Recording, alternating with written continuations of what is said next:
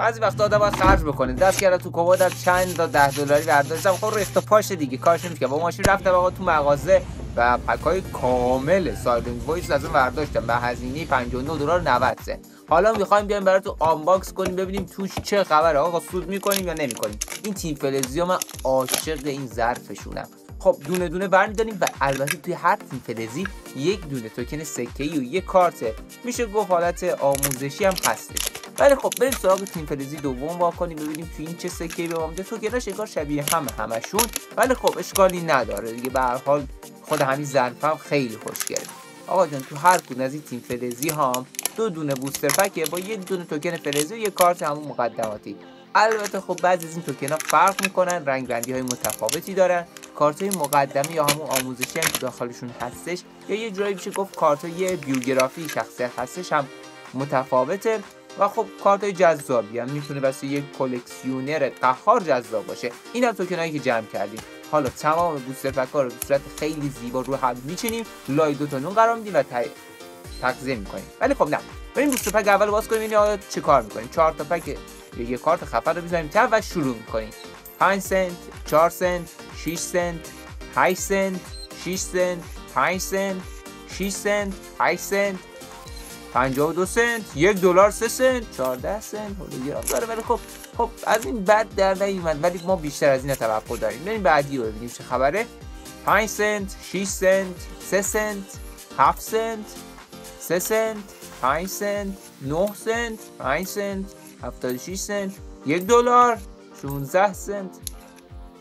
خدایا به درگاه تو رو خدا از این یکی خوب در بیاد دیگه. برو گنگش آخر. 5 سنت، 3 سنت، 5 سنت، 4 سنت، 3 سنت، 5 سنت، 4 سنت، 6 سنت، 15 سنت. داری زیاد میشه. 14 سنت، 15 سنت. ای خدا. بوستر پک بعدی. آقا تیم فلزی دارن ما رو ناامید میکنه کم کم ها. خب برو ته ببینیم بعدی چیه. خوبه قشنگ. 75 سنت، 4 سنت، 5 سنت، 4 سنت، 10 سنت، 7 سنت، 6 سنت، 7 سنت، $1، 18 سنت، 19 سنت. واو، $1 خورده ای بود. 29 سنت بود یادم رفت. ولی خب تا الان بد نبود. 28 سنت، کارت انرژی خوبی بود. 4 سنت، 6 سنت، 5 سنت، 4 سنت، 8 سنت، 5 سنت، 6 سنت، 12 سنت، 11 سنت، 16 سنت. داره کم کم نظرم راجع به خرید عمده عوض میشه. وقت من هدر نداده باشید. کارت خوب در بیا جان من. برو سر ببینم چه خبر این دنیا.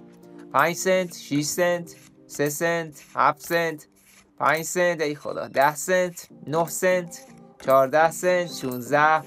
اوه مای گاد، $11 26 سنت. جانم 38 سنت. خب آقا داره کم جذاب شه. 5 سنت، 6 سنت، 11 سنت، 5 سنت، 6 سنت، 7 سنت، 6 سنت، 14 سنت، $13 41 سنت.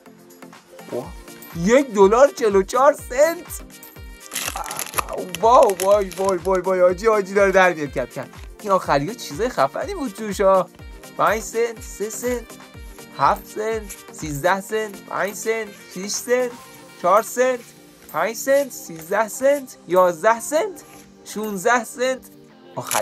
آخریه. ایشالا در بیاد. ایشالا حق چند تا در بیا اون هزینه رو در بیار.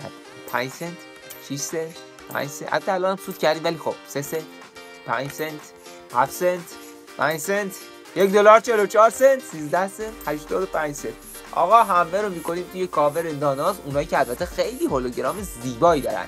بعد از اینکه کردیم توی کاورهای ناناز خودشون، میذاریم توی کلکسیونمون و کتاب زیبای کلکسیون پوکیمونمون.